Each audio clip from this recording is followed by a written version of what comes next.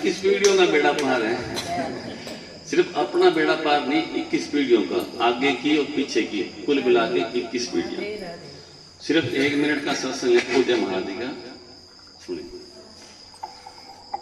सावित्री त्रिपाठी जी। महाराज जी, 70 वर्ष के पश्चात क्या पूर्ण जीवन सिर्फ भगवत स्मरण में समर्पित कर देना चाहिए?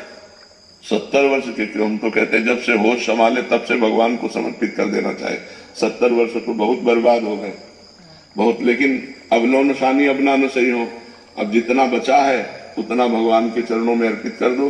हर श्वास नाम जप करो, पता नहीं कौन सी श्वास आखिरी हो, तो जो श्वास आखिरी होगी उसमें नाम जप किया तो तुम्हारा मंगल हो जाएगा, तुम्हारा कल्याण हो जाएगा।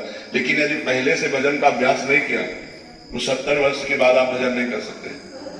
भजन करना कोई खिलवाड़ नहीं।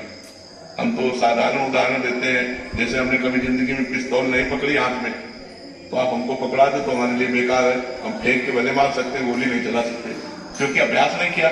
और आर्मी के जवान को, वो चाहे 90 वर्ष का बूढ़ा हो, उसके हाथ में पकड़ा दे तुरंत वो फायरिंग, क्योंकि उसने अभ्यास किया।